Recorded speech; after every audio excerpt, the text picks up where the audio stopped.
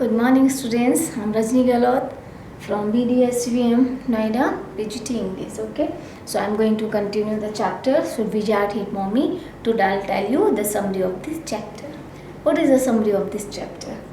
The story begins when Jake is telling stories to his 4-year-old daughter Jo to put her to sleep on Saturday evening.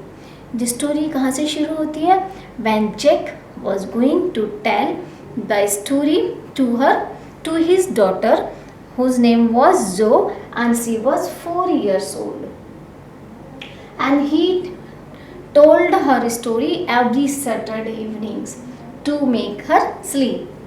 All these stories are made up by him. All the stories which were told by Jack to Zoe were the creation of Jack's mind. वो Jack's की mind की ही creation थी. And the theme of the stories remains same. सभी stories की जो theme होती थी वो same रहती थी. And the characters भी name भी same होता था, सिर्फ characters change हो जाते थे. This started, what was the theme of the story? This started 2 years ago, sorry. और ये जो custom था कहानी सुनाने का 2 साल पहले से शुरू हुआ था. मिस जब जो 2 साल की थी तब से, मतलब उसे हर सैटरडे जैक स्टोरी सुनाकर सुलाता था. Every story is a variation of the same tell.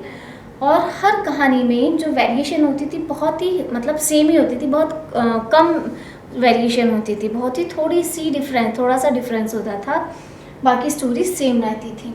And it starts, कहानी कैसे क्या होती थी, ये शुरू किससे होती थी? With the same Roger animal. Roger animal से यानी कोई एक एनिमल चूज़ कर लिया जाता था जैक के द्वारा और उसका नाम रखा जाता था रोजर. जैसे Roger fish, Roger wizard, okay, anything else. Means name remains the Roger.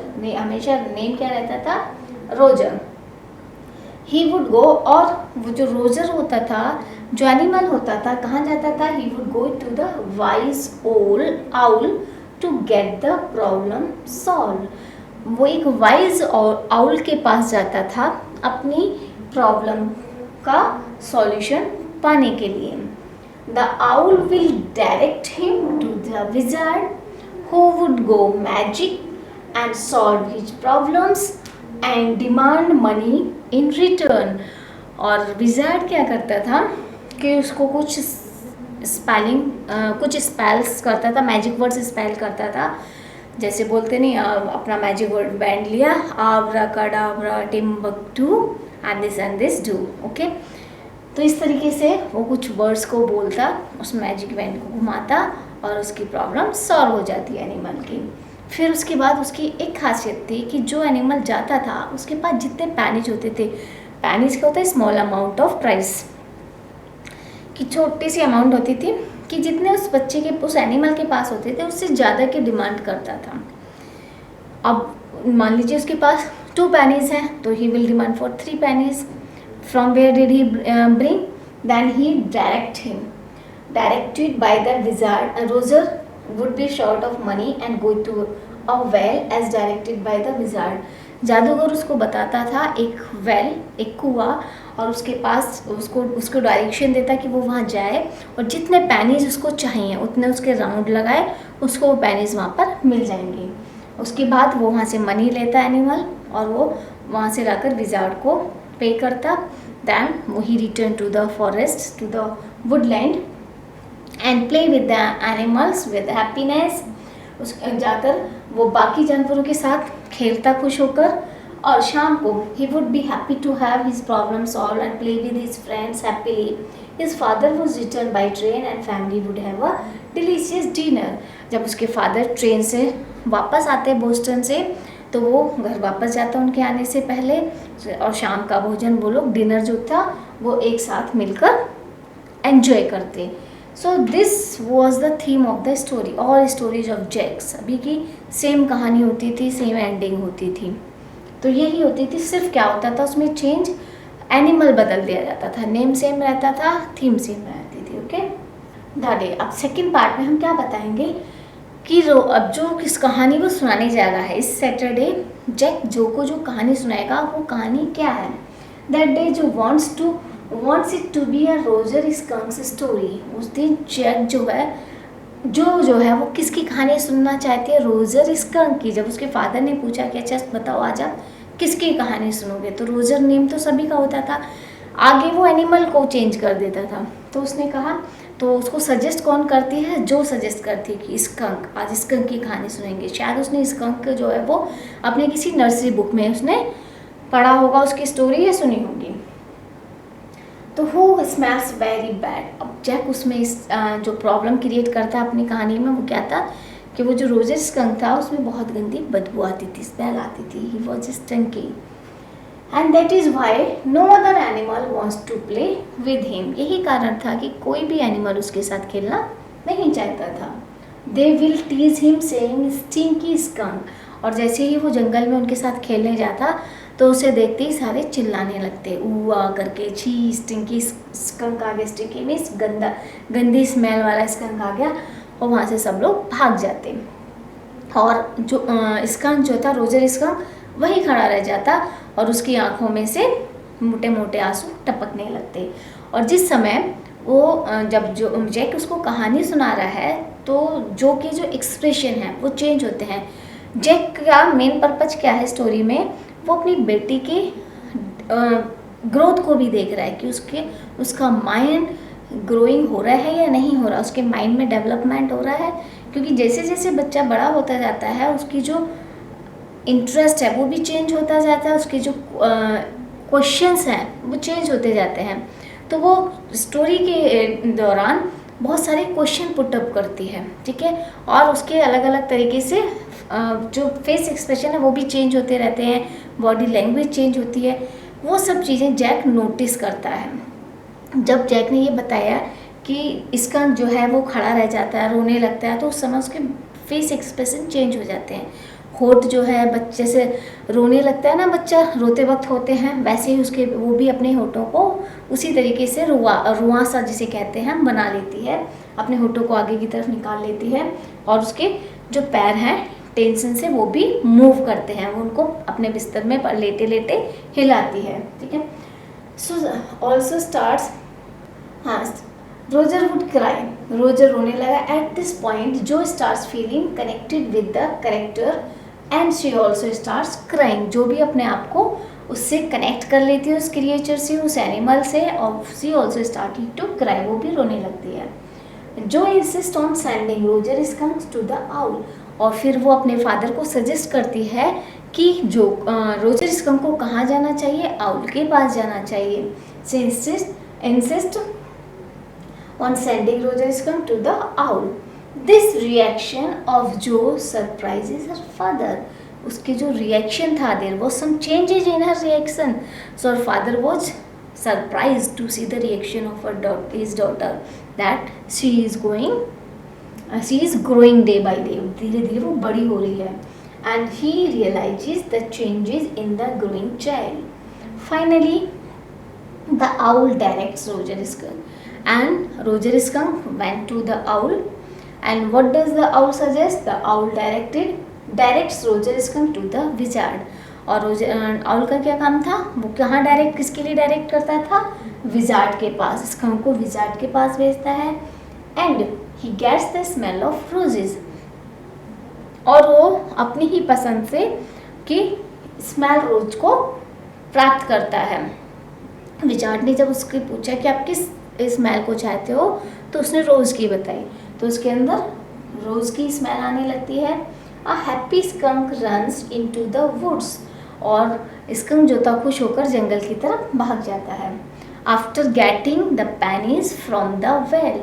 3 pennies थे उसके पास, 3 पेनीज की उसे डिमांड की गई थी जो कि उसके पास नहीं थे। तब उसने आउल ने उसको विजार्ड ने उसको सजेस्ट किया कि वो वेल उस डायरेक्शन में जाए, वहाँ पर एक वेल है, उसके राउंड लगाए, जितनी उसको पहनी चाहिए, और वहाँ से वो लेकर आता है इस रोजर स्कंक। वो उसको विजार्ड को देकर जंगल में जाता है। सारे एनिमल्स जो उससे भागते थे, दूर भागते थे, वो उसके साथ खेलते हैं खुश होकर। All animals gather around skunk and they all play game. सभी उसको चारों तरफ से घेर लेते हैं और शाम तक उसके साथ खुश होकर खेलते हैं। And the last stage of this story, what happened? सो इसके बाद मोस्टली कहानी का एंड हो जाता है। उसकी सारी कहानियाँ जैक की जो थी वो फादर के घर आने पर और साथ में डिनर शेयर करने के बाद कहानी का एंड हो जाता है। लेकिन इस कहानी में जैक ने कहानी का एंड इस तरीके से नहीं किया, वहाँ पर थोड़ा सा ट्विस्ट था। क्या था? When Skunk reaches home his mother is annoyed. जैसे ही स्कंक अपने घर पहुँचता है उसकी मदर जो है वो नाराज़ हो जाती है। क्यों? क्योंकि उसे अपने बच्चे की वही जो रियल स्मेल थी, जो स्टिंकी स्मेल थी, वही पसंद थी। ठीक है, तो वो एकदम से चिल्लाने लगती, इतनी गंदी स्मेल का मतलब उसे रोज़ की स्मेल गंदी लगी, उसे अपने बच्चे की स्मेल अच्छी लगती थी, तो उसे गुस्सा होती है, डजेंट लाइक द स्मेल, उसे वो स्मेल लाइक नहीं करती। She takes him back to the wizard, और उसको वापस विजार्ड के पास ले जाती है रोजर स्कंक को, and hits him on the head, और जाकर विजार्ड मतलब अपना अम्ब्रेला लेकर जाती है, विजार्ड के सर पर हिट करती है, उसको मारती है और उसे कहती है कि तुम वापस इसकी स्मेल वापस लाओ। तो वो अपने जादुई शब्दों को बोलकर उसी तरीके से जादू से वापस उसमें वही गंदी स्मेल फिर से ला देता है। And orders him to restore Skunk's earlier smell, Jo doesn't like this, Jo को बिल्कुल पसंद नहीं आता। कहानी में इस तरीके की एंडिंग जो एकदम से चिल्ला पड़ती है, जो उसके फादर कहता है ना कि उसकी मदर जो जाके she hits the wizard that she doesn't like it, उसको जो doesn't like it at all, उसे बिल्कुल पसंद नहीं आया, और she oppose his her father, अपने फादर का अपोज करती है। शी डजेंट लाइक इट, उसको बिल्कुल पसंद नहीं था। She is angry at the behaviour of Rogers mother because she was angry with the behavior of Roger mother who changed the good smell of her child into bad smell, क्योंकि उसने अपने बच्चे की अच्छी स्मेल को फिर से गंदी स्मेल में चेंज करा लिया था। She wants the wizard to hit Roger's mummy. What does Jo want? जो क्या चाहती है? जो चाहती है that wizard should hit the Roger skunk's mummy. Mummy को नहीं, मम्मी को नहीं, मतलब उसकी मदर को विजार्ड को हिट नहीं करना था, बल्कि विजार्ड उसकी मदर को हिट करे, उसकी मदर को मारे कि उसने गलत काम क्यों किया, क्यों उसने रोजर की स्मेल चेंज करा दी। भाई बच्चे किस फैंटेसी वर्ल्ड में रहते हैं कि वो कि एक अच्छी सी स्मेल आए ताकि सब लोग उसको लाइक करें, सब बच्चे उसके साथ खेलें। तो जो यही चाहती थी कि वो अपनी उसी आर्टिफिशियल स्मेल में आ जाए ताकि जंगल के सारे एनिमल उसके साथ खेल सकें। जो argues with but her father disagrees and defends Skunk's mother, saying mothers are always right, but her father wants to aware her with the truthness of the life, with the truthness of a mother. लेकिन उसके father उसको किस बात से aware कराना चाहते थे कि वास्तविकता क्या है, सच्चाई क्या है, फैक्ट से। वो कहते हैं वो उससे डिसएग्री थे, जो चाहती थी he was not agree with her, he and because he defends Skunk's mother, क्योंकि वो स्कंक्स की मदर की डिफेंड कर रहे थे, वो उनका फेवर ले रहे थे। That he was saying that Skunk's mother was right, Skunk की मदर बिल्कुल ठीक है।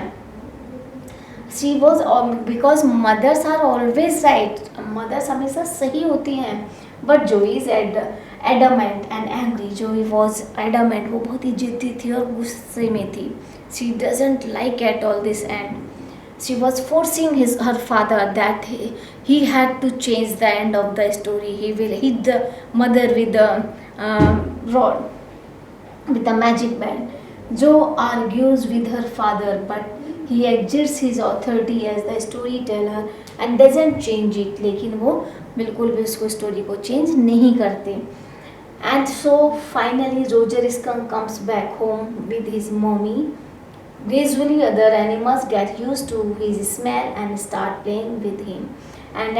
And finally Jack told her that all the other animals of the woodland, other animals of the forest except skunk in his bad smell. वो जो जानवर थे, दूसरे जानवर जो दूर भागते थे, वो स्कंक को उसी बैड स्मेल में उसको स्वीकार कर लेते हैं। And they started to play with him with his real smell, उसकी जो वास्तविक स्मेल थी उसी को एक्सेप्ट करके उसके साथ खेलना शुरू कर देते हैं। जो वापस स्कंक वापस अपनी मदर के साथ घर आता है। उसकी मदर उसको प्यार करती है और शाम को उसके फादर के बोस्टन से लौटने के बाद वो लोग रात का डिनर आपस में मिलकर बैठकर करते हैं और उसके बाद ये जो स्टोरी का एंड हो जाता है। मीन्स इस स्टोरी में जैक जो है वो अपनी बेटी को रियलिटी से अवगत कराना चाहता है। He want to tell her that a mother like her child in her real position, in her real physical condition. She doesn't like at all any artificiality in her child. कोई भी माँ अपने बच्चे के किसी भी आर्टिफिशियलिटी को like नहीं करेगी। वो अपने बच्चा जैसा भी है, चाहे वो काला है, चाहे वो गंदा है, वो उसी को वैसे ही गले से लगा लेती है। आपने खुद देखा होगा, आप जब छोटे छोटे बच्चों को देखते हैं वो मिट्टी में गिर गिर के गंदे होकर आते हैं, लेकिन माँ अपने गंदे बच्चे को भी गले से लगा लेती है, चाहे वो काला है, चाहे वो गोरा है, चाहे उसमें फिजिकली कोई भी डिफेक्ट है। But mother likes her child in his own position. So what happened after this? Joe disagrees and refuses to sleep.